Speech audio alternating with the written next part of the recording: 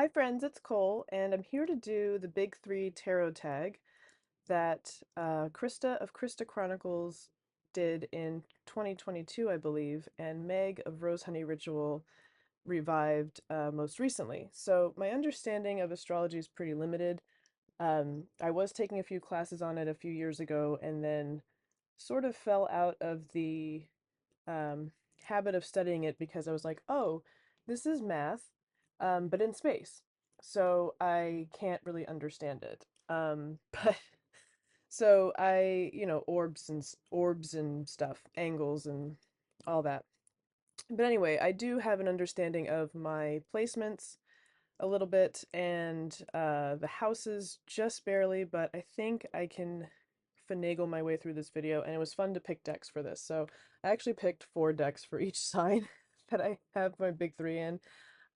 So I'm gonna start with, so I'm a Gemini rising and a Taurus moon and a Virgo sun.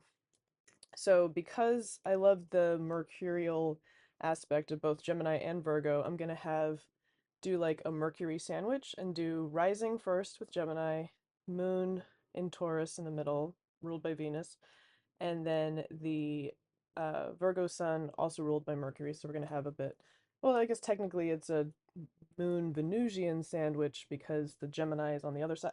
Either way, okay. I'll get into it. So my sources that I'm using for the astrological part.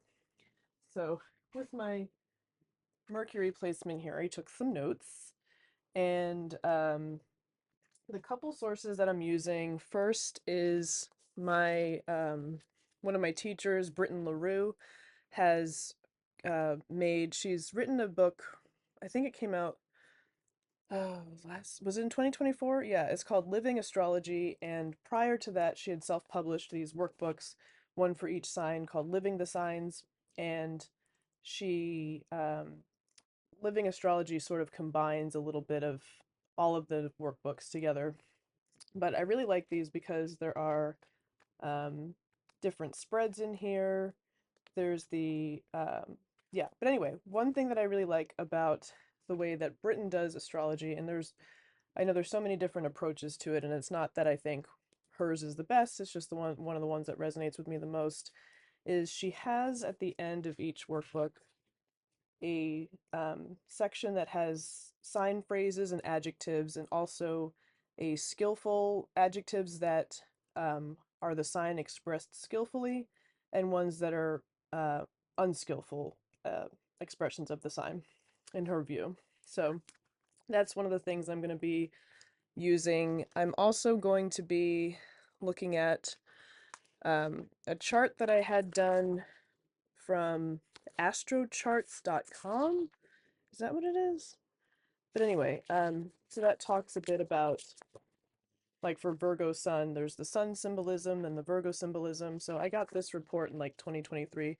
And then the other source that I might dive into is the Celestial Bodies guidebook that goes with the Celestial Bodies Oracle by Devaney Amber Wolf, Christina Farella, and Caitlin Carehart. Um, I believe, I'm not totally sure, but I think Devaney Amber Wolf did the artwork. Christina Farella wrote the different astrological aspects. Christina Farella also is one half of the, oh my gosh, what is that podcast called? It's the one with Mariana of Persephone's sister. How am I forgetting what it is? It's an amazing podcast. I'm really angry with myself for forgetting what it's called. Um, wow. Okay. Anyway, um, she's like eighth house astro, Christina Farella, and Caitlin Carehart did the numerology portion because some of the cards have numerology interpretations. So I really love. I don't use the oracle that much, but I love this guidebook. I pretty much make sure I always know where it is, and yeah. So I'm going to be looking at that potentially. Um, so I'm going to start with Gemini rising, and what I have here. So that's your first house. The key phrase for Gemini is my need to communicate with and learn from others. So this is Britton LaRue's info. And the skillful expressions of the sign are mental, communicative, talkative, sociable, witty, inquisitive, literary, logical, studious, and curious. Unskillful expressions are spacey, superficial, fickle, nosy, and gossipy. And then as far as the ascendant symbolism, or the symbolism of the first house, um, and this is from astrocharts.com, there's like the first impression one makes, maybe an outward appearance, or it's the face we show to the world, but not necessarily to those who know us well. And sometimes there can be an aspect with the ascendant sign or Gemini rising, or Gemini on the ascendant, is that there's this, I don't want to say performative, but this role of taking on, like, as a storyteller or entertainer, and sometimes that can be at the expense of expressing your authentic self. Um, and anyway, so let's get into that. So when I actually I have a little space for my notebook. So the first thing I thought of was, one of the aspects of Gemini can be seeming a little bit the surface aspect, but also a little bit flashy, like what's trendy, what's going on right now, and this kind of leaping from topic to topic, and this sort of this sort of restlessness. And sometimes for me it manifests as over uh an inundation of information. So when I was thinking of decks, I picked two tarot decks and two oracle decks for this sign. And the first one that I thought of for Gemini rising was this puppy, the Draxiotos Tarot. Um, this is by Greg Traw, and I love this deck. I use it more for meditative aspects, or for um meditative aspect. I think it's like when I have it on like altar spaces or working spaces, and um anyway, let me show it to you while I blab on. Okay, so it's a large deck, and these are the backs. There's a couple extra cards, an additional Fool, I believe, and then another card that's two-sided of the back. And yeah, it's a very colorful deck. It's a deck that has a lot of information. It can sort of seem, at least for me, it can be overwhelming. It's like, what does this mean? What exactly does this mean? I also like that there is the combining of what may be considered high art and low art. I mean, not that I necessarily think that there's a huge distinction between those, but just in the way of some look more like Renaissance work, and then others look like comics. Um, Again, not making a judgment on whether high art is better than low art, etc. But I really love this deck because it is one that you have to dig deeper into the surface for. I think that, um, and it's one that I'm still exploring, even though I've had it for a few years now. And um, yeah, so I don't even know what all of the cards are on site. And I actually took a picture because there's no guidebook. Though I do want to say that I have at the time that this deck came out, the artist, oh, I actually spelled it wrong on this document. The artist made another Instagram account and posted about the deck, and actually copied what he had written about the different cards and put it in a document, and I keep it in this bag. Um, Unfortunately, I don't have the big beautiful box with me. It's in storage, but I do have um, that document that I can refer to. And when I first got the deck, because I wasn't sure that I'd be able to know which cards were which, I took a picture of each suit in order, so I know that, um, I think this is a Wands card. But so this is obviously a seven, but also the court cards. So both the majors and the minors have Roman numerals. And then this is actually a court card. Um, so the courts are like 11 through 14, rather than the standard, page knight queen king or princess prince queen king. And so sometimes I'm like, I mean, well, obviously 13 doesn't quite look like death, but at first it's like, okay, it's there's little symbols on it. So there's the Cancer sign, um, and a water, so water cups, um, and so even here, this one is Moon in Cancer. So he sort of the creator Greg Traw, the artist, it's a little bit of a Thothi deck. Like Justice is 8 and Strength is 11. But it's also like how do I say? I think of it also, even though it's studious and learned and informed, although other people might say it's just like uh it's like audacious, and so like the audacity to make a deck like this with so much symbolism but also not have a guidebook, I think is kind of like a little bit of a middle finger to the the idea that tarot is a specific tradition that can only be interpreted one way, and it was decided that in the Victorian age, like in the Golden Dawn way, is like the way to read it, and you have to do all the ceremonial stuff and um excel through the different grades, and it's kind of like a, oh yeah, well, I'm just gonna slap all this stuff on a card, sell it to people, and people are going to use it the way they want to use it. It's like a, sure, okay, it's like, okay, Jan, but like, okay, Crowley.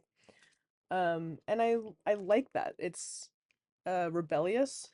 Um and yeah, so like here we have this sort of fey creature up here, but then we have like this little um bummed out, kind of perturbed little dude here. And so like, and then also an Orphic egg that also has legs, looks like a beetle with a Tav cross and a sun. So it's like, but it's also the sense of whatever thing you can go, like whatever image you focus on, or at least this is how I think of it. Whatever image I come to first is what I follow. Or like, it's like, okay, why is my eye drawn to the pipes first rather than this like large frame, and this outline of a bird? So just, yeah, I think it's a really interesting way of going about a deck.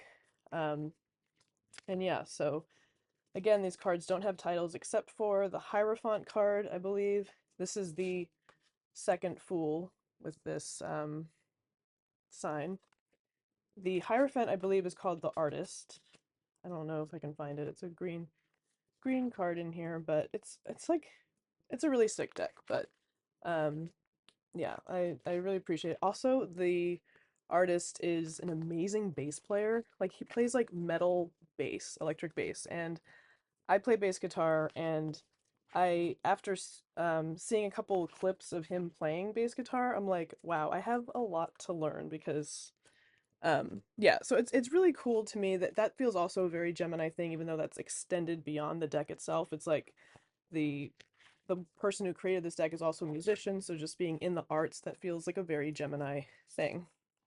And so, yeah, that felt very appropriate to me, especially being in the rising sense, because it might be the first or like surface thing that one sees. Um, but anyway, so now I'll do a an oracle deck. Um, so this one, I have to see if my friend has a link to this. So this is a deck that a dear friend of mine made. Um, it is, her name is Sarah Whitmire, and this is her website, whitmireart.com. And she has these, I'm kind of going to have to explain these a little bit. Um, so these are all paintings that she's made, that she's turned into, or like scanned into, become cards. So I don't know if you can really see it here, but here's one where you can see it. So these are actually 6 foot by 4 foot panels, wood panels, um, and she has 3 of them together. So you can kind of see here, this line is one of the boards. Here's another one, and she has them. she fastens them together and then paints them. And the way that she does this, so this release is actually probably from 2020 and 2021. Um, oh, these are the backs. This is her handprint. And so she is um, of of channeling visual artist. And the way that the reason I chose this deck is because of the way that these are constructed. And I keep saying that, but I don't really explain it yet. So the people that are in her group, her Patreon group, she has um, an online group of her patrons that on Fridays for about 3 hours, usually from like 9 p.m. to midnight, she will work on these paintings. She'll pick one of these and start it, or anyway. So this one I've actually seen be created from beginning to end, and this is one of my absolute favorites. Um, so basically, she the idea of the painting session is that everyone who's in the online group um, gets together, and while she's painting, we're also working on our own creative projects, but she has a camera set up so we can see the progress of the painting as she does it.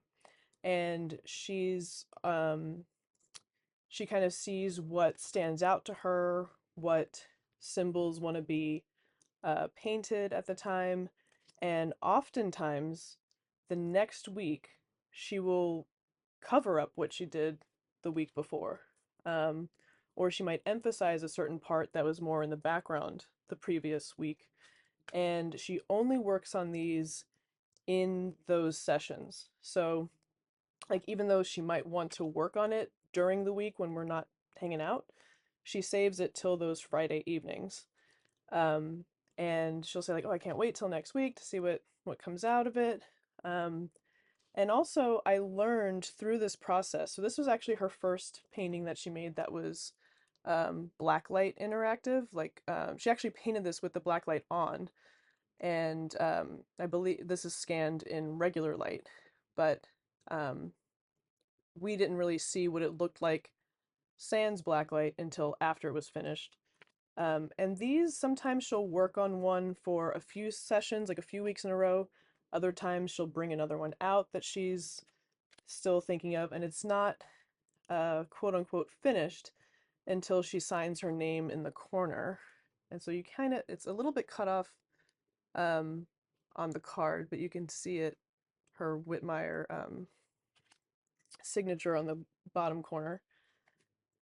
And yeah, it's really cool to see. So she'll it's hard to show a lot of the detail, but there are like little words written.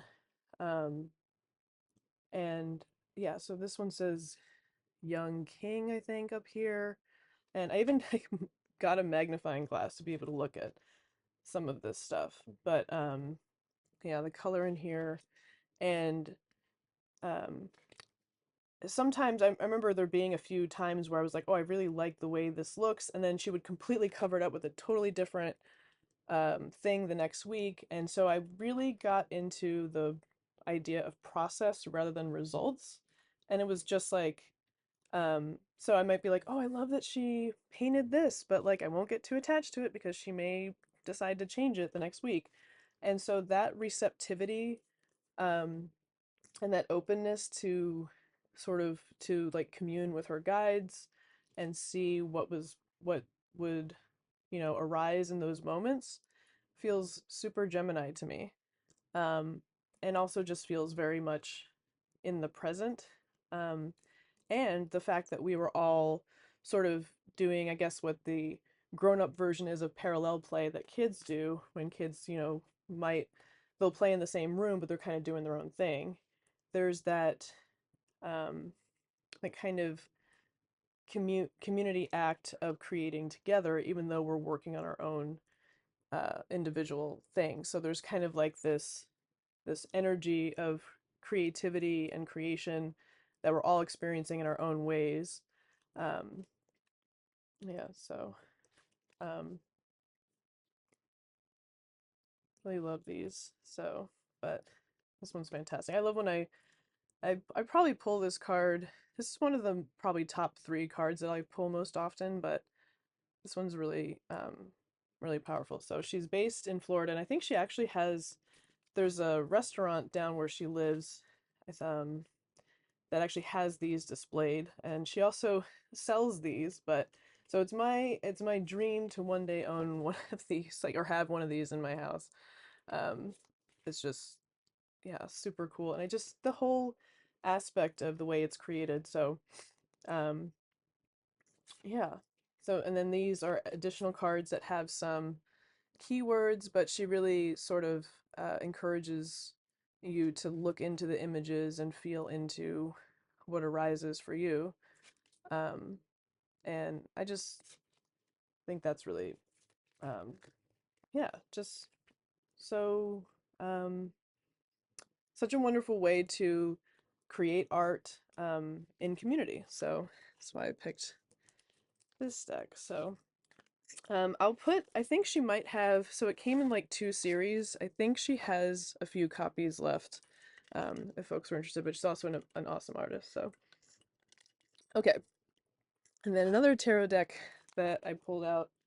Um, and this is funny because as I was thinking about this video, I switched a couple around, that I was like, oh, this is definitely the only placement, like the Taurus decks came out first, was like, oh yeah, it's these 3, and then another one came out, um which is interesting because I feel like Taurus moon is the one I understand the least.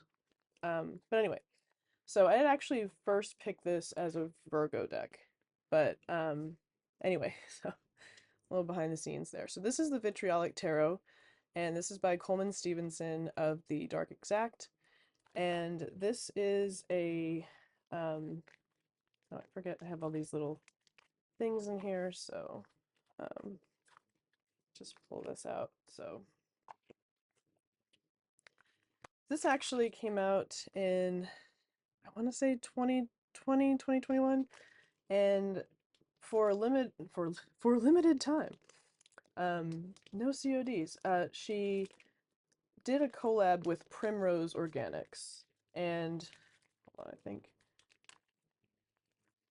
Primrose Organics here, and they together released a set of oils that would kind of go with the different alchemical stages within the phases that are this is based on. Um, so they color coordinate with um, these colors up here. Okay, so this is a majors only deck that also has, well, it has 2 fools. I feel like that's something that Coleman does in all of her decks. So she has the Dark Exact Tarot, the Inflorescence Tarot. She also has a personal oracle, the folktale, fairy tale oracles. So she also has cards for Mercury, Sulfur, and Salt, and then one for each of the suits. And so let me just, yeah, okay, oops. So there are a few aspects of these cards that she has. So first she has the number, and then she has an icon, which is one of her. These are actually from the personal, or her other deck, the personal oracle. Um, and then there is a bar across, and the bar across refers to the so this is about the alchemical process, or it's the deck circles around the alchemical process. Um, and the different stages. And alchemy is one of those things that is not something that I know, and I'm fine with that. Um, so she also has, so this bar refers to the alchemical um, phases, and then so these are all the black phase because there's this black bar, and then eventually there is a change to the white phase, so you can kind of see that difference in the bars there between this one and this one. And then these color rectangles in the upper right corner have to do with the alchemical stages within those phases. So within the black phase, there's like calcination. That's the only one I know. I know that I said that very assuredly, but that's the only one that I know. So then this purple one, um, still within the black phase. So the black phase covers like 4 different stages. And then she has a sigil that she made that she also has a different color associated with it. Oh, and these are the backs. So let me just actually, I'm gonna read one, and because we're doing Gemini, and because I have um, some background in Hermetic stuff, not that I think that's the only way to look at tarot cards. I'm gonna look at the Lover's card because that's a Gemini. That's a card frequently associated with Gemini. Um, so this guidebook, she has so one of the things I wanted to say before I get to that is that, um, so it's vitriolic tarot because of the abbreviation vitriol, Vitriol, um, which I can't say the Latin of it, but it translates to visit the innermost parts of the earth, and by rectification you will find the hidden stone. Um, and in here she says, where does she say it? She said, I wrote it in my notebook, so I'm going to read it from there. So she says, in my study of symbolic alchemy, I have learned that there is no agreement on an order or number of operations within the great work. That's what the um, alchemical process is referred to as the great work, magnum opus. Um, the symbolism used to mark every stage, operation, apparatus, and result is equally varied and often vague. And so the way that I interpreted this, sorry, I'm just going to get my sweatshirt because I have the window open because it was above freezing today. So I was like, oh, okay, it's 41. Let me open the window, and now I'm cold. Um, so the way I interpreted that was that there is a lot in the way of the operator. There's a lot of like it's at the discretion of the operator. And so, like the other decks that I've shown already, there is this aspect of co-creativity with the symbols that are put on the cards for you to then sort of have a um, kind of like foundation or springboard. Not like foundation, but like just an idea or um, sort of approaching something with wonder and curiosity. And so for this card, so this card is within the black phase, which you know because of the bar. And then the yellow is referring to conjunction. And so in this yellow stage, not the yellow phase, well, I guess yellow is the colors that she chose for this, but for the conjunction phase, the purified components are joined into a new whole. Disparate aspects of identity are harmonized. This momentary collection of parts into a whole is often referred to as the lesser stone and provides material for the enactment of the remaining operations. And so for the Lover's card, she chose the sigil color pink to show sensitivity, unconditional love, and intimacy. The icon are enjoined rings, which is union, connection, and commitment. And so Coleman also has the sense of the Fool going through all of these majors, um, or that's the way that she describes it in this particular process. So she says the Fool's new sense of self is solidified into a more authentic whole on which to begin the refinement process. So that's just an example of that. And I felt like this was both an intellectual, like there is like the air quality of Gemini that sort of, I don't want to say studious because it's slightly more Virgo than Gemini, but um, that sort of here's this information and here's this information, here's this information, and so um, it felt very the alchemical process and my limited understanding of it just feels like a mutable thing anyway. So at least that kind of brings up the mutable signs of the zodiac, but especially Gemini just feels like there is this um, process of becoming and creating that just struck me really as very Gemini. And I feel like I haven't really described how I use these decks. This is actually a deck that I use in a more creative sense. I have a couple, I'm a writer and I use a few different decks for writing or creative projects. Like the Deleted World Tarot is another deck that I use for that. This is also another one that I use. Um, and yeah, so I just feel that a lot of times I'll use these for prompts. So I'll pull one card and I'll write on what kind of comes to me in that moment. Like what this reminds me of. Like when I remember one of the times I first saw this, I was like, this looks like the layout of an apartment when you're like looking at a blueprint or something like that. And it was like, well, how does that relate to justice? And so, just little sort of um, like writing prompts that sort of just keep my process fresh, or just trying to kind of expand the bounds of my comfort zone when it comes to that idea. Like, people say write what you know, but um, for me, I have to write what I don't know because I don't, yeah, anyway. So that's the Vitriolic Tarot. And then the last deck I chose um, for Gemini Rising. And this one might be a little bit more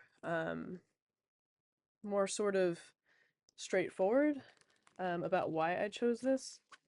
So this is the Empyrean Oracle by Threads of Fate. So they also have an Empyrean Tarot. But this, I picked the Oracle. Sorry, I have it in a bag with some of their other decks. I was a huge Threads of Fate fan. I mean, I still am. They just don't create decks anymore. That's why I said it in the past tense. But the Empyrean, so let me see if I can actually show. I did practice this on camera because you'll see it's a little bit, hold on, are these upside down? Yes, they are. Okay, so this deck, I think it's 44, oops, let me do this so it's away from the light. So it's a lenticular deck, and it's 44 cards of 22 pairs. Okay, so this is one pair, so this is static. Oops, let me see if I can, okay. How can I do this without, hold on, do I just need to do it with one? Okay, so there's static, and then here is, oh my gosh, my light channel. Okay, I just gotta do up, down, up, down. And so I liked the idea of pairs with these cards. And at first I was like, okay, so these are obvious. Some of them have a sense of polarity, like cloak and then dagger, but those also are like partners in a way. Oh gosh, okay, sorry, I'm trying. Yeah. So, and again, it does have that Gemini aspect of, wow, this is really bright. This, we have needle and thread. We have retreat and unfurl. Yeah, and so again, like on the surface, this is a very Gemini deck to me because of the changeability of the images, the fact that they're in pairs, so it could be like they're twins. Um, we have Dark Star. This is my favorite, one of my favorite cards. So cool. And light. Oh, okay. I can't, like, I can't turn it around. I get messed up. Okay. Wilderness and Hearth. So yeah, I won't show all of them, but Endure. Hold on. And Ecstasy. I don't know why I'm saying hold on. Like you're not. Anyway. Okay. So like Earth and Ether. Those are good ones. So yeah. So let's see. I'm gonna put these in the right. Wait. I don't know. Okay. But yeah, so I keep the pairs separate. I don't, when I actually pull from the deck, I have the pairs separated. I mean, I'd have the pairs together. I don't keep them separate. But the guidebook also has an example where, so there's channel is one and static is the other.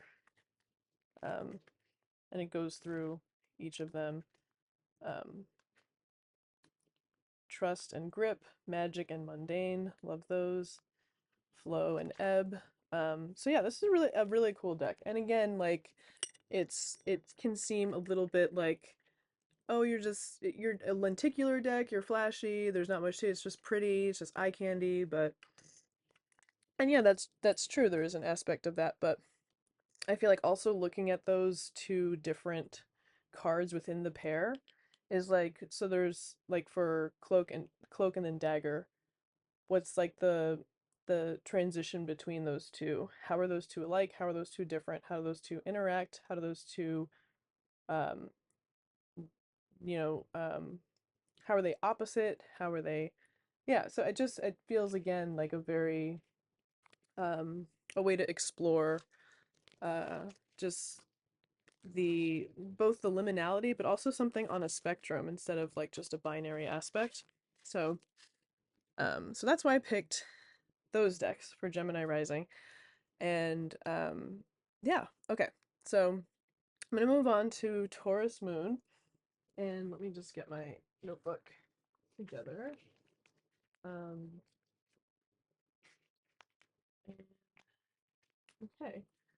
So my moon is in the 12th house. So um hold on, let me get this out of the way. Okay.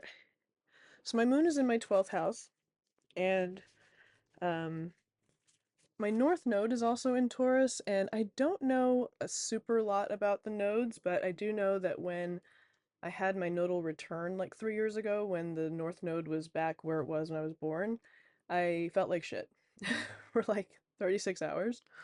Um, I don't remember quite why, but I remember just feeling very like under the microscope, like very exposed, and I just wanted like 8 gravity blankets on me and all of that stuff. So anyway, let me just get to um yeah, so Moon in Taurus.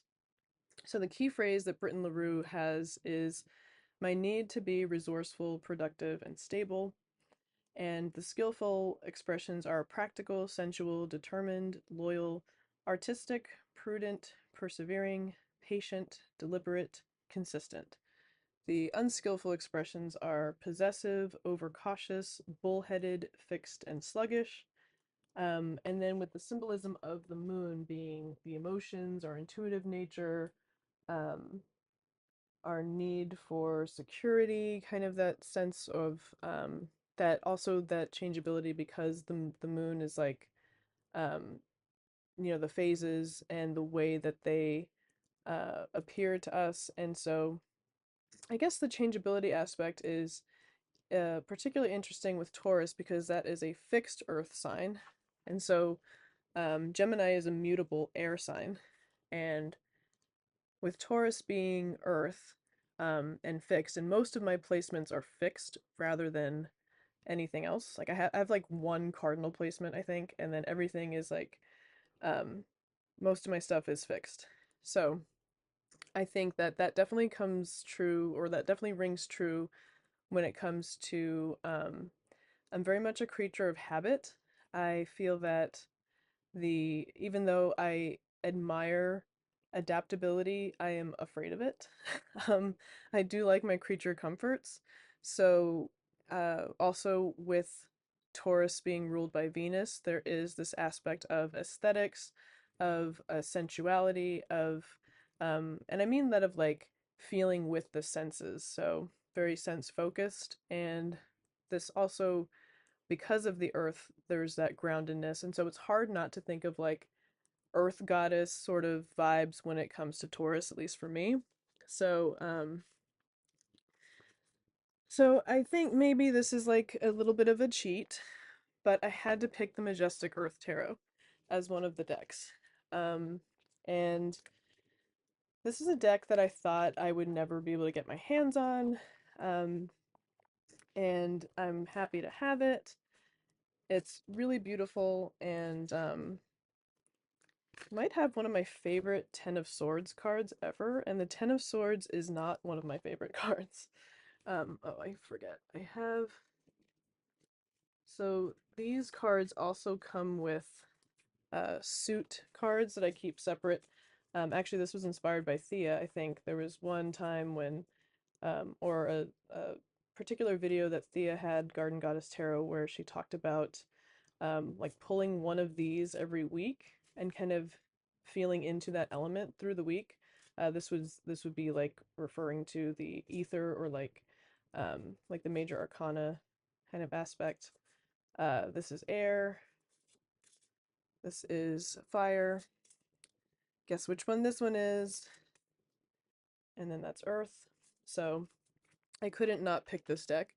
Um, because Majestic Earth just feels like that those two words describe Taurus very well. And yeah, so what I do like about this deck in particular, so this is all, hold on, wait, oh my gosh, I'm telling you. All right, I'm just gonna do it like this. Okay, so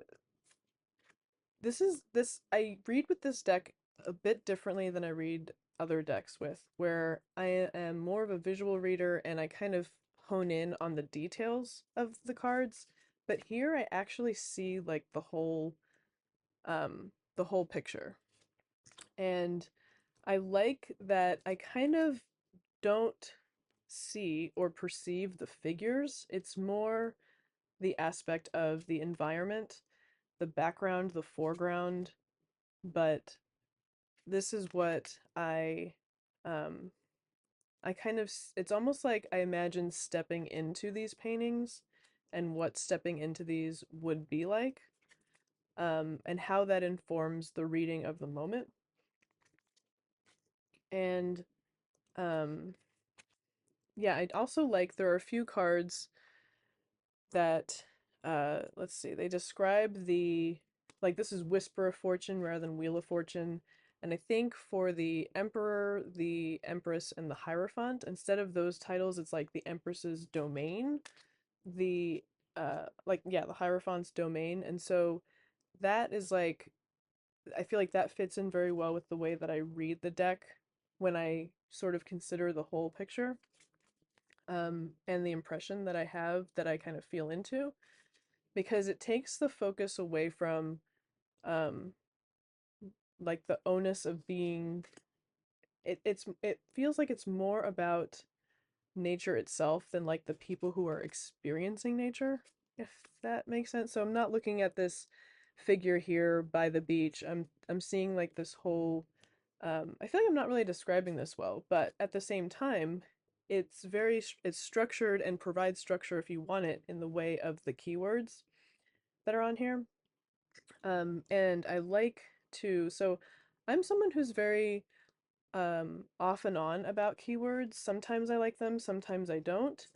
But when I do, I really appreciate when they are different types of words. So oftentimes I'll find that keywords are all verbs, or they're all nouns, or they're all adjectives. But here there's like a mix of all of them. So there's like, for the magician, there's force of will, there's manifest, there's self-control, and there's skillful, which is like, manifest is a verb, self-control is like a noun, skillful is an adjective. And I like that mix of it because it really feels like a complete um, kind of picture, to forgive the pun a bit. But, and I like that the court cards also have spirit, steward, rider, and creature. I think spirit is what would be like king. Um, and I like that swords are clouds. Yeah, so here's the Emperor's domain. And also, every work in here is listed, um, like who created the work. Oh, I forgot to say the person who created this deck is J.D. Hildegard Hinkel. So they compiled these, and okay, so this is such a good card for the Ten of Swords. Like, it actually is maybe the only Ten of Swords card where I'm like, I want to go in there. I want to know where this is. And in the guidebook, it says the location is unknown. I'm like, we must figure this out. Yeah, monastery graveyard in the snow, 1817, 1819, Caspar David Friedrich, location unknown. Um, I mean, just I know it sounds silly, 'cause it's like, well, it's, uh, you know, um, but it's also this very um how do I say, like, it's not a place that has to like actually exist. You know what I mean? It's not like a photograph, but it does feel like it's a place that has this structure and um I don't know what to how to describe it. I feel like it's like um yeah, I don't know, but I don't know if I'm really explaining myself well, but um yeah, this is just like a very, it feels like very grand, but also very accessible because they're kind of brought down to the scale of being able to put them in your hand and work with them. And yeah, I just, yeah. Um, so yeah, so this one, so good right now.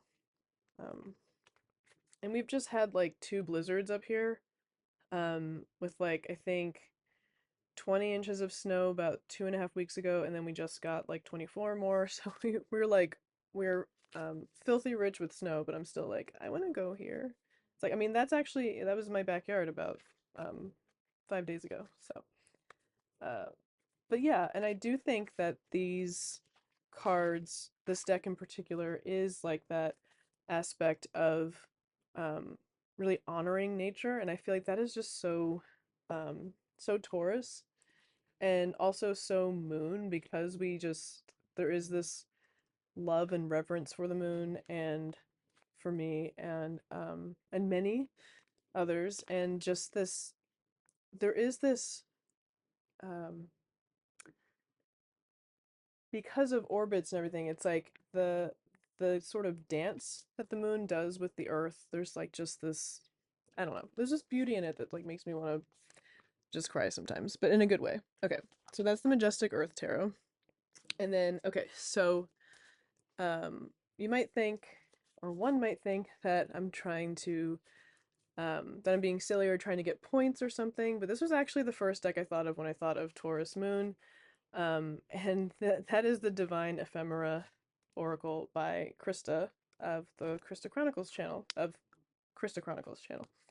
Um, and there was almost like a, there was like a, I can't not choose this deck.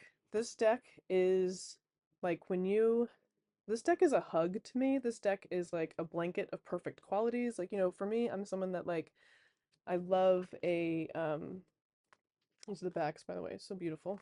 Um so yeah, like so sometimes I need like a very heavy blanket, sometimes I need one that just is large and like covers me completely like a cocoon.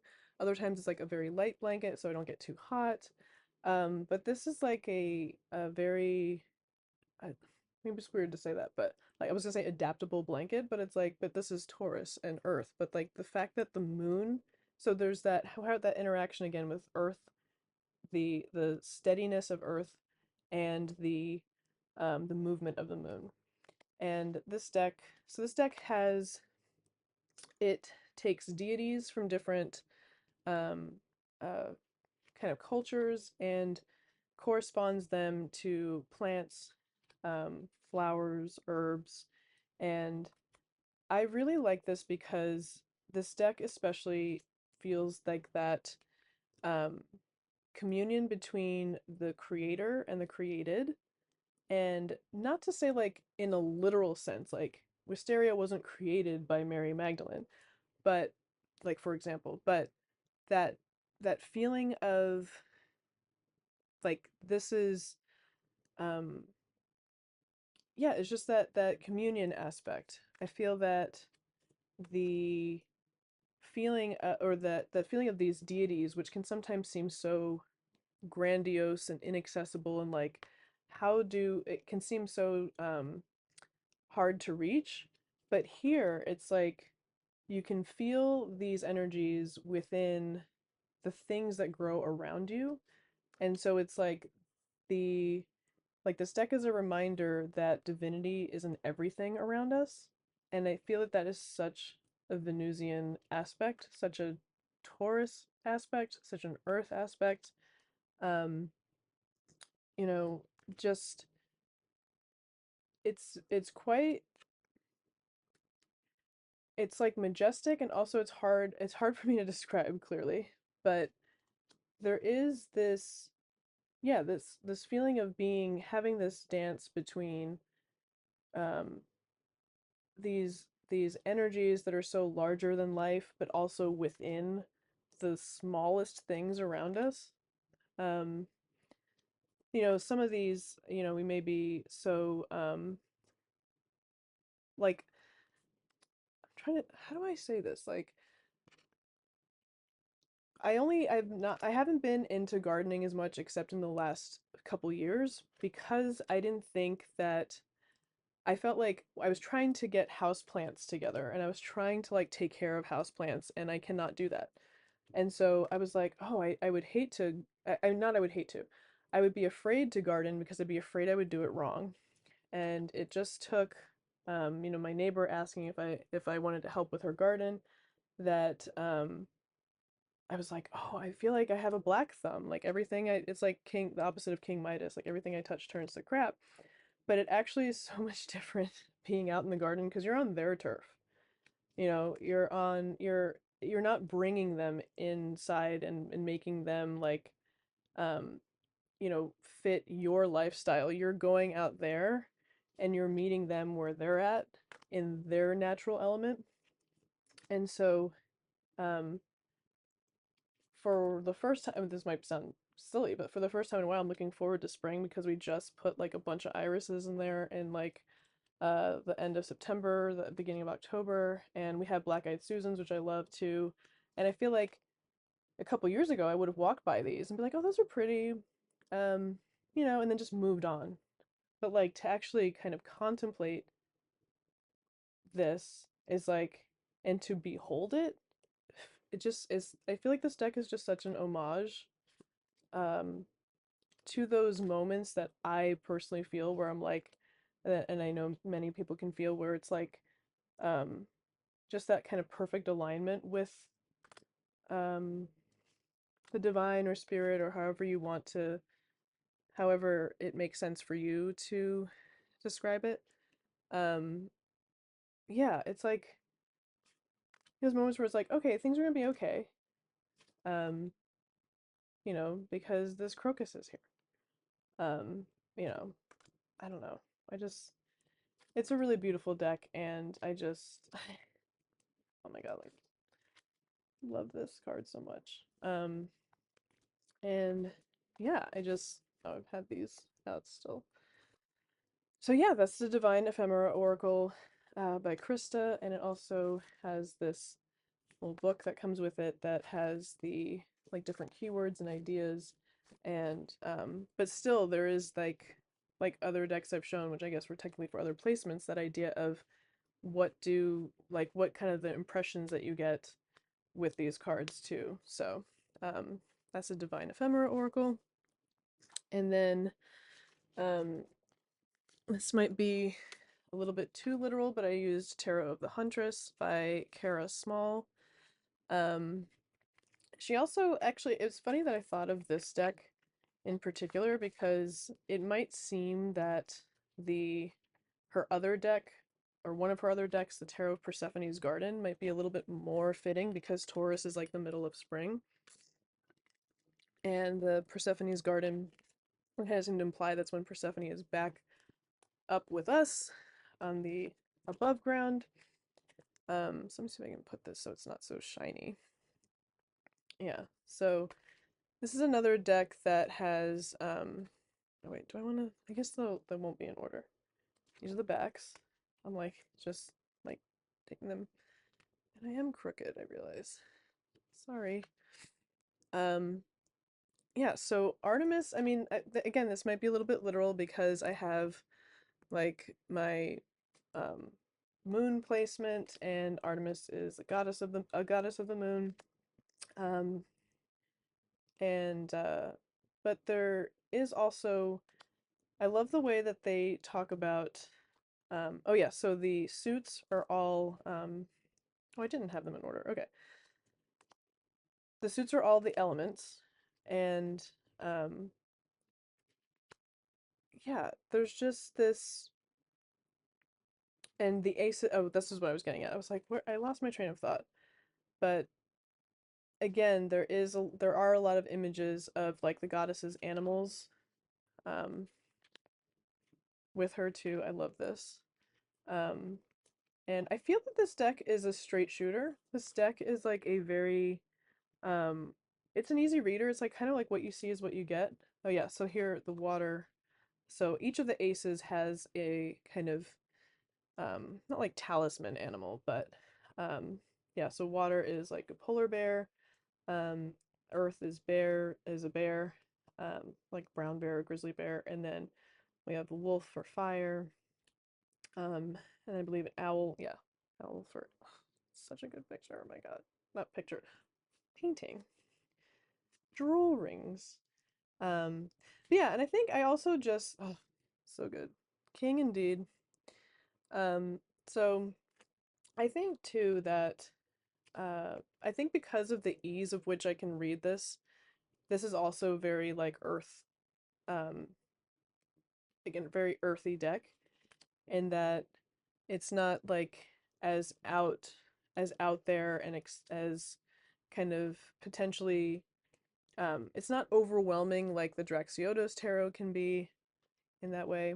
And yeah, I just really love this deck. And even though yeah, it might be very literal with like the moon aspect, I think that with this like established art or this pre-existing art, there's kind of this scaffolding or this foundation of um, there's like the traditional aspect to it, which is not like traditional, like um, yeah, there's this historical feel to it, but it's not completely limiting. It's not limiting at all.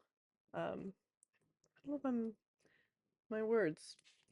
Okay, but yeah, so really great deck. I actually can read with it a little bit better than the Tarot Persephone's Garden for some reason. I don't know why. They're similar in that they're both you know, pre-existing art that is put into the deck, but I feel like this one kind of just it hits better for me. So yeah, but that's a great deck. So um oh, I was like, I kept seeing like this reflection of something on here. Okay, anyway. And then and I feel like I haven't really been like going into like the keywords or the 12th house or anything like that, but um, you know, the 12th house is almost one of those things that's like, oh, whatever doesn't fit in the first 11 houses goes in the 12th house. And so it's kind of like a collection. It's like that, it's like a junk drawer to me. So maybe that doesn't make sense because it's like, oh, well, it's like how is that anyway. So, oh, I'm like this is the second oracle deck that I chose for this. Your Wise Animal Body. It's another Devaney Amber Wolf. Or I don't have another one of her decks in here, but I mentioned the Celestial Bodies guidebook. So this is your Wise Animal Body, an oracle deck that focuses on nervous system health, and this yeah, it was like this and the Divine Ephemera Oracle were like, oh, okay, I'm gonna use these oracle decks for Taurus. Um, so these are okay, so first, um, there are 7 cards in the beginning that start with attend, and each one of them corresponds to a chakra. And I do love me some chakras. Uh, so these are the different symbols for them, different glyphs for them. Um, and then we have the different like how do I yeah, again. So the colors kind of interplay, the very like like the very minimal prompt and like bit of illustration. Deep breath, so this is like a square breath. Actually, it goes out to 6, so it's not quite square. It's a rhombus breath. But oh, I love this one and Rove. I think Rove is the other card that I super love. Um, And yeah, this feels very like it's aesthetically pleasing to me, so that kind of reaches um that Venusian aesthetic aspect. But there is that sense of like your wise animal body, which I'm someone who lives in their head. I really need to like ground my energy and actually be like feel embodied. Um, and so seeing things like this actually would use these there's a practice I fell out of, but there was one, I think it was last spring or it might have been the spring before, where I was like starting my morning by pulling one of these. Um and at first I was like writing about the prompt, but then I was like, "Oh, how do let me just like sit with it in meditation and just, explore that." And then just being like your wise animal body, like body being very earth, very Taurus. Yeah, Rove. Love this. Love that splash of like fuchsia and yeah, I love that. And then there's one card that has like the font. I'm a big sucker for fonts. Like this font isn't my favorite, but it works. I feel like the E's especially are like very like flow. Which I can feel very stuck. Like sometimes if I'm doing like especially if I'm doing a video like this, I won't realize that my knees are locked, or I won't realize that my leg is falling asleep because I'm just so like in my head talking about things that I'm excited about and not like, and then I'll stop the video and I'll be like, "Oh my God, my leg is asleep. Do I have to amputate it?" and stuff like that. So it's like that's dramatic. Okay. Void. Oh, yeah, this one, wash over. I love that this has, yeah, so I feel like it feels very like flowy, but also not so stuck. Like a lot of the times my energy can be, um, especially when I like overthink. Like, okay, let me try not to yawn when I see that card. I always, every time I see that card, I'm like, oh, I gotta yawn. Um, yeah. So let me take the attend cards out. And I also had a practice where I would pull one of these like every time the moon went into another sign. So that would be like maybe like 3 times a week.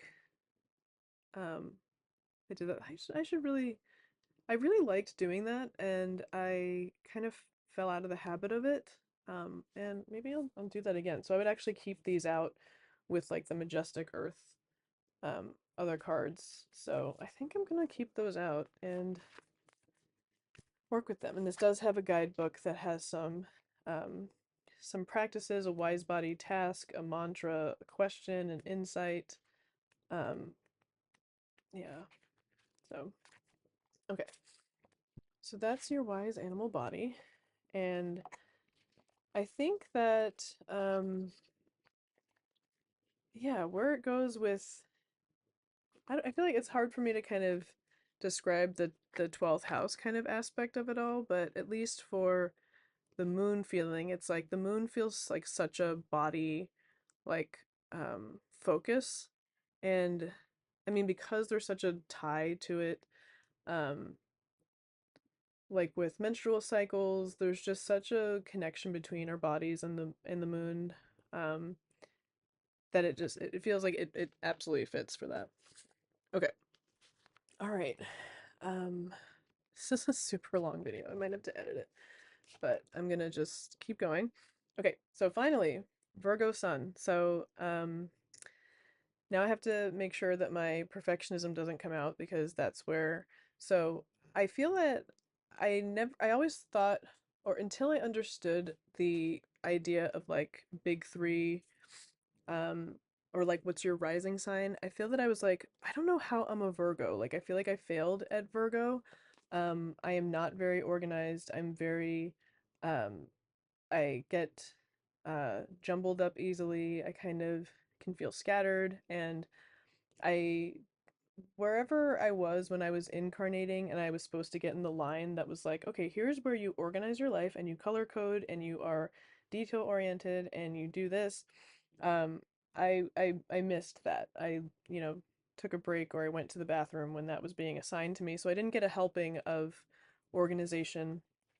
Um, but I did get the uh, weird fastidiousness that's like, waking up in the middle of the night, being upset that I said something to my friend Kathleen when I was 12 years old, and gosh, Kathleen must hate me. And it's like, okay, but that was in 1997, okay? Um, but I feel that when I learned I was a Gemini rising, it made a little more sense to me, the interaction of those two. So again, Virgo is ruled by Mercury, and I love Mercury. Um, so so a couple of these decks were ones that I had picked for Gemini first, like I mentioned with the Vitriolic Tarot. Um, but anyway, so I actually think I picked for this one 3 tarot decks and just 1 Oracle deck. Okay. So, oh, I didn't well, I gotta read my notes here. Okay, so um okay. Here's my notes.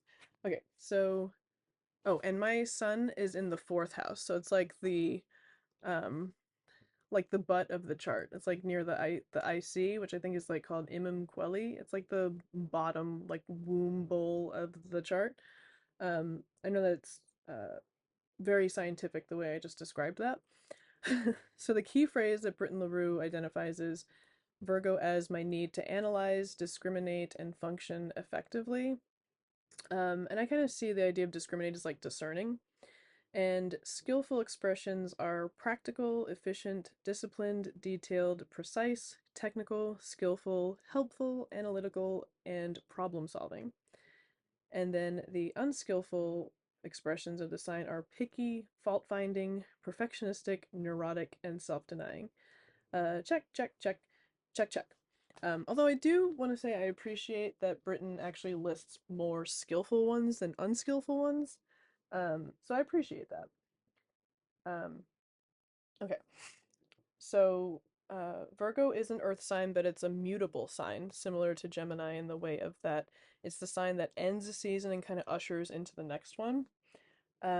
And yeah, so let's see. So there is like a sense of, because it is a sun sign, this identification with it that's like kind of like the core self. Like, so for me, like Gemini is like the outside, and then Virgo's like the inside.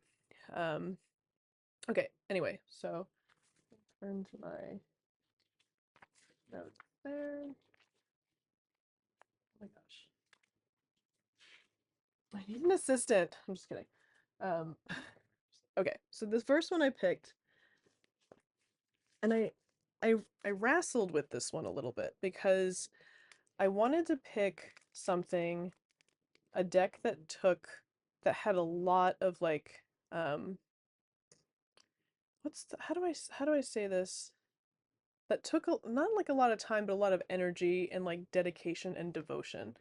And I don't mean to say that there I mean, there are some decks that you can that like for example, I was thinking of this one by I don't know, I never know if I say her name right. Ithell Colquhoun, Tarot as Color.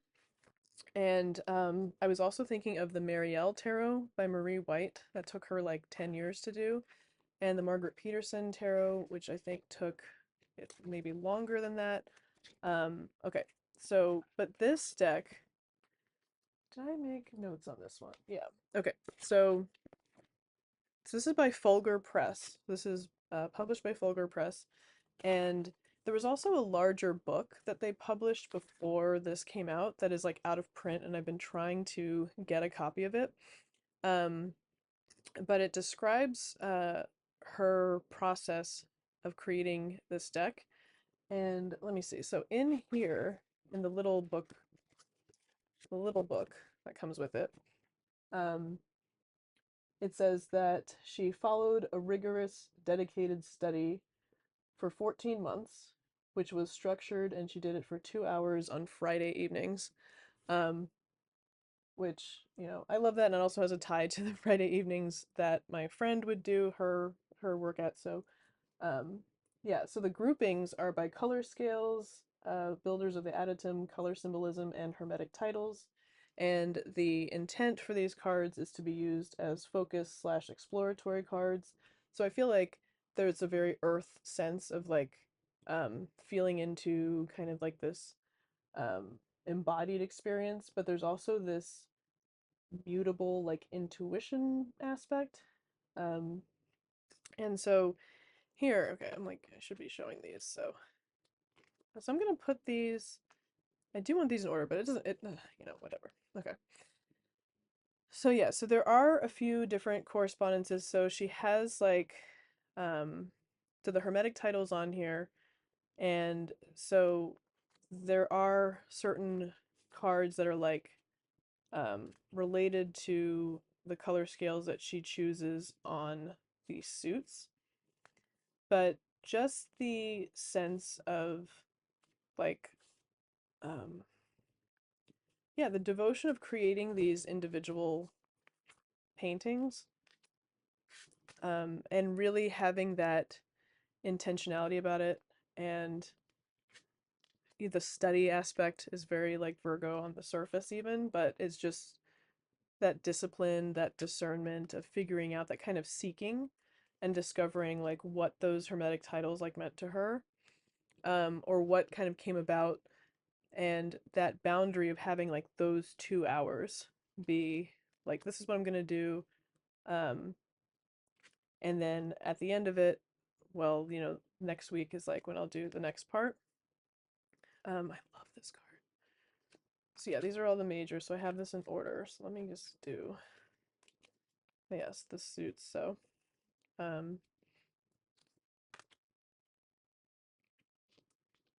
yeah, I'm kind of like skipping a few, but yeah. And so again, I think I got this deck when I was doing more like Hermetic Kabbalah study, between 2020 and 2022.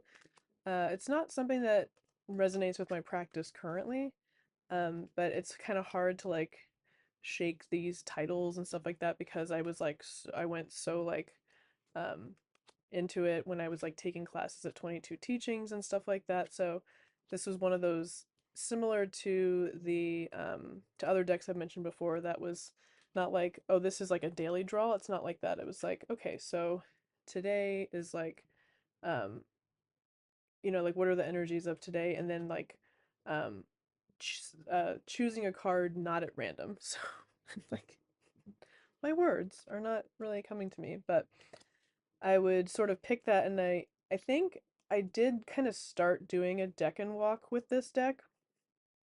And so, well, like Five of Cups being Mars and Scorpio, and also um that first decan, kind of feeling into that. Um, but it's one of those decks that again is like, it's a work of art, it's a devotion, it's a dedication, and there is this contemplative aspect to it, um,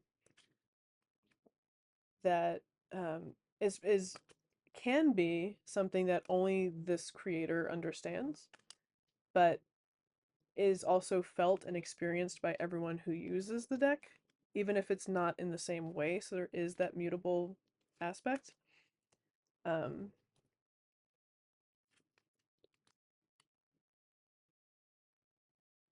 yeah, but I think I like the court. So I really love this green here. Yeah, but I do think I like the discs suit a lot too. Um, yeah, anyway, so I like the whole deck, but yeah, so that's why I picked this one. Um, and I will not let my Virgo fastidiousness, get in the way of putting this unordered deck in the box. This is okay. This is fine. This is fine. Okay, so this tarot is color, and if anyone knows when this large book is like available, hit me up. Okay. All right. And this one, okay. So another deck that I chose is the Farrago Spiritum Tarot, and unfortunately I don't have the box for this. Um, I don't know why that matters, but there's my Virgo coming out. Where's the box? Okay, so this is by, let me see, I wrote their names down. So this is by Raven Bella Zingaro and the and Yvette. Oh gosh, Endry. Oh my gosh, Endrijautzki. Oh my gosh, I can't even read my own writing. I will write it down. Write it down. I will put it in the description box and link the Instagram, etc. Okay, so this is an indie deck from, I want to say 2020. So Farrago Spiritum Tarot, and it's reversible the back. It's like FST.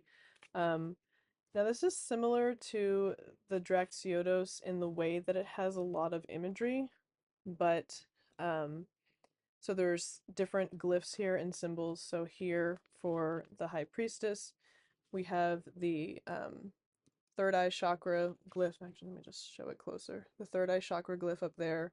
We have the um, water, and then we have the moon. And then, yeah, for death, we have Mars. Um, we have water, and then we have Pluto, Scorpio, and I believe that is the root chakra. And yeah, just all that imagery on there. But yes, this is a collage deck, and I like that the titles are in Latin of the majors. Yeah. And there are keywords on this deck, and sometimes I don't refer to them. Yeah, so these are all, I love this one so much, sorry. I can't even finish a sentence.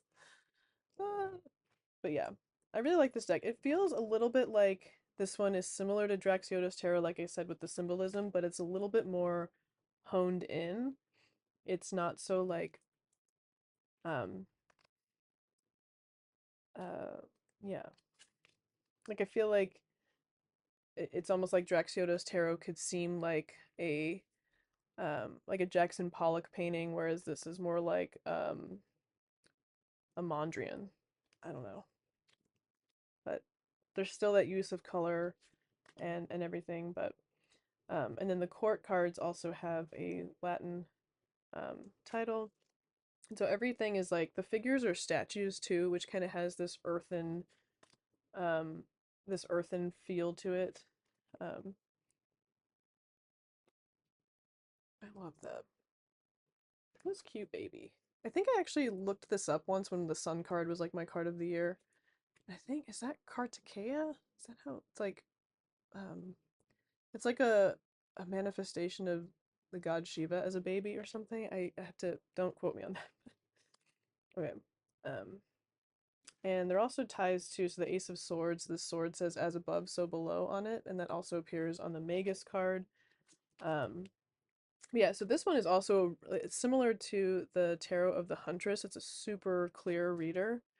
Um Yeah, it just, and even though there are these symbols, it's not like, it's kind of like you could take them or leave them. Um, Also, this is a good one to do a deck and walk with. So that information there. Although they do kind of go, if I'm remembering right, they do it a little bit differently with the courts. So I think like all the queens are, oh gosh, I should know. So like they have a modality for each one. So like all the kings are fixed. All the queens, I think, are um cardinal? Is that what it is? Let's see. No, the princes are cardinal, and then the queens are mutable. Does that make sense? I mean, um, yeah, but I'm sorry, I'm like off-centered. Okay, girl. Yeah. But at the same time, it's also like sometimes the style is like a little like lovingly cheesy. Like here the chakras are like on the statue, but um yeah, I really enjoy using this deck. I like the colors. Um, I like the additional sort of glyphs. Like some of them have asteroids on it. Like I think Ceres is on the Hermit card, and it's just like a nice. It's an easy reader. It is. It has like that structure of kind of having a keyword if you need it, but it's also not like tied to it. Um, yeah, so, okay, so that's the Farrago Spiritum Tarot. And, okay, two more. And again, there is that extra earth quality because mine is in the fourth house, which is like the house of like home, um, and that kind of, it can be also like ancestral and like roots and everything like that. Um, so I'm gonna switch it up and do the Oracle deck, even though my Virgo is like, no, do all the tarot and then save the Oracle deck. So I chose the Mother Witch Tarot, no, Mother Witch Oracle by Natasha Khan, also known as Bat for Lashes. She's a musician and artist based in England. Also, I remember putting this card on the top, Theremin Sorceress.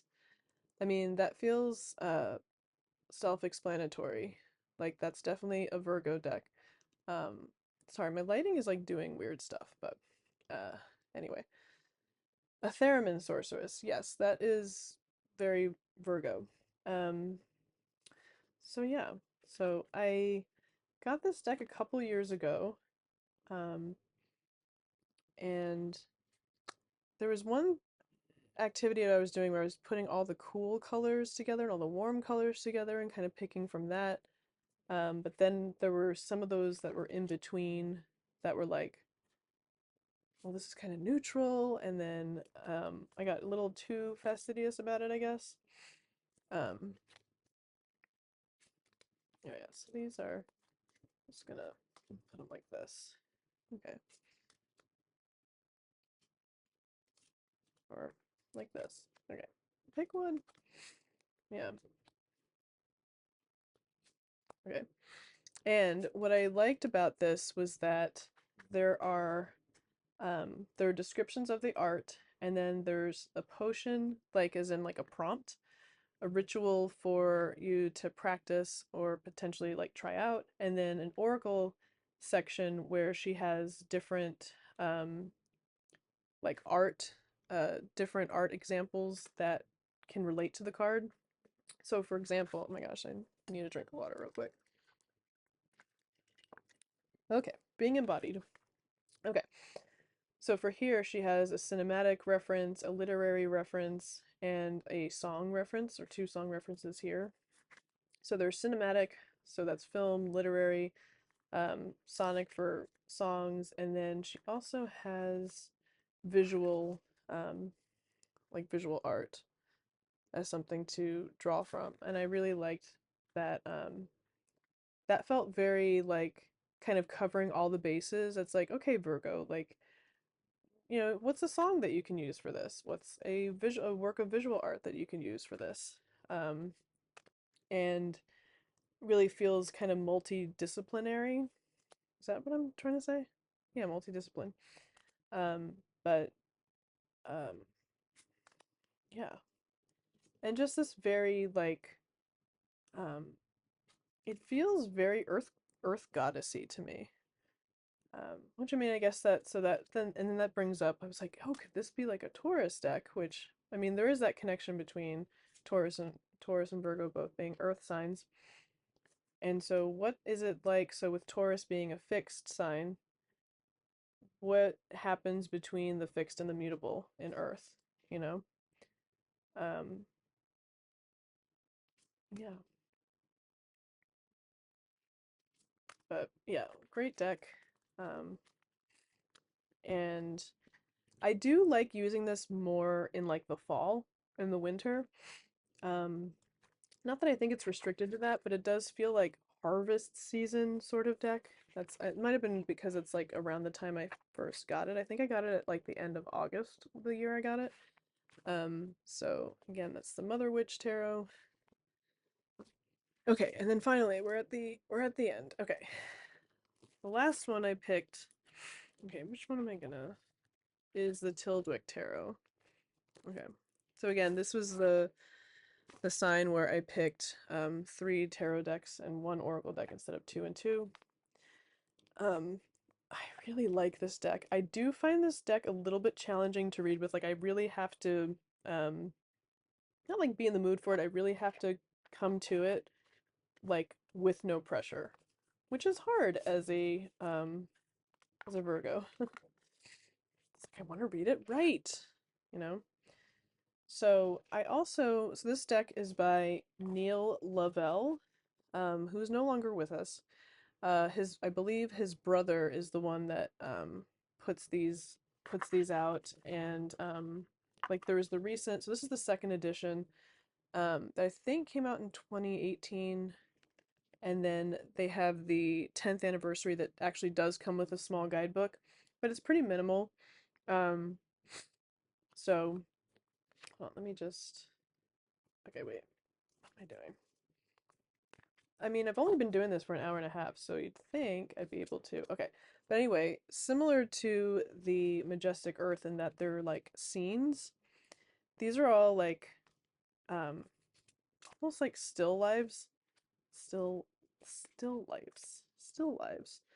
Um and I've actually I don't remember if this was something that was suggested that I heard from another um hold on. I'm getting ahead of myself. So when I first got this deck, I was like, wow, this deck is really beautiful and meditative and feels like it's in a house that I want to explore, but I wanted to go about it the right way.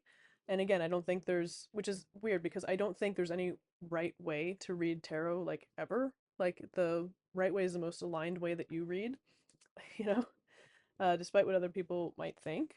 And so because I had some difficulty with it, I avoided it for a while. I tried to use it for the Drop'em 78 that Mindful Tarot does. Is that I might have that wrong. Is that right? I think that's her. Oh my gosh, am I okay. Anyway, but this is also like a fall deck to me, an autumn deck. And a couple years ago, I did this exercise where this activity where I took a clue game board and assigned each card to a room. And so I was like, okay, so this would be like the conservatory. But then I also, because of the difference between like maybe an indoor kind of greenhouse garden versus clearly outdoors, I actually made like an outdoor garden area pile. And also like I turned um the middle part where you put the cards of like, oh, here's the suspect, here's the weapon, and here's the room they were in. I turned that into like a bedroom, so like there's that. Um and so um yeah, I kind of assigned different like what card would be it's all these garden cards right now. But so this I put um like this could be in the hall or this could be in the dining room. This could be in the study. And so that kind of unlocked the deck a little bit more for me because it was like, what kind of room is this in? Is this like a room for display, like the ballroom where people may be like entertained or doing other things versus like the lounge or the study? And then I was also kind of doing like, in the corners of the clue board where like you can go from the study to the conservatory in the secret passage instead of rolling the dice. I was also thinking of that about the connection between the cards in that way. Like, so this one I believe I put, oh gosh, in the dining room. No, I put this one in the ballroom. Okay, so there's one, but this one's like the dining room. And so how are those cards connected that are like on separated by function? So like this one I might have put in the bedroom or I might have put it in the billiard room. And I just feel like that kind of put another dimension to the cards instead of being like, this is a house, and this isn't a house, and this isn't a house. And yeah, yeah, but at the same time, because I've kind of conceived of this aspect of this deck as being within one house, that is um, it feels like a big Virgo, like Downton Abbey kind of thing. Um, I mean, but it's also very solitary because it doesn't feel like for me, I feel like this is like someone kind of going from room to room in this relic of a house that is like potentially abandoned, or it's almost like that Great Expectations film from like 1998 with Gwyneth Paltrow, and that amazing Tori Amos song on the soundtrack that is like overgrown, like it's been lived in, but it's not like a bustling like Downton Abbey. So even though it's weird that I mentioned Downton Abbey, I'm like, because it's just this large house, but it's not bustling or momentum-y as that. It's very, there is a solitude and this like hermit aspect to it, that I really like. So, and that feels very meditative. Yeah. So it just, again, I'm kind of like, I was gonna say I'm on a journey with this deck. I feel like this deck is still like one that I'm figuring out and puzzling at, but I'm not like worried about it like I was when I first got it. I'm not like, oh gosh, how do I make this make sense to me, you know? Um and he also put Neil Lovell also put in different things. So like all of the kings have like an open air thing because I actually associate kings with fire. I know that other people associate kings with air and knights with um fire, but I think of kings as fire and knights as air, but he actually has it switched, but doesn't bother me. But all the kings have like an open ceiling to have that air quality. Keeping this King of Cups. And then the knights always have a fireplace because he has that fire association. So all the knights have a fireplace. Um, the queens always have some kind of water pool in them. It's just a great time to like come to this, example. But also love that both Justice and the Devil are mirrors, where they feature mirrors. They're very different. Um, and have I gotten to the Emperor card? Because that might be my favorite card. Also, I think this one I had as like being assigned to the bedroom because it's like these perfume bottles. Um, so like something you would see on a vanity. Um, yeah, but I think, and this was in the study. Like I put that in the study. Yeah, is the Emperor in here? Oh, there. Oh my gosh, such a good card. Like I feel like I can smell the books in this card. Anyway, so yeah, just that foundation aspect, the house aspect, the fact that my son is in the fourth house, which is like the home, um, your surroundings. I just felt like that was a very good place for this deck to be. So, um, yeah. And he also has, so here's Death, which also doesn't have a title, like kind of like a Marseille version. He has a couple cards that do feature like the Marseille imagery, but just kind of hidden. Okay, so here, actually, oh, you can kind of see it here. The Nine of Swords and the Four of Swords. So it's like very small here, but it's like the two scimitars, the two sets of scimitars. And then here with like the seven being right there. Yeah, it kind of has these little nods to it, which also felt like a very Virgoan like dedication of sorts. Um, so yeah, so Tildwick Tarot, and okay, all right, I did it. Yay! So thank you for watching.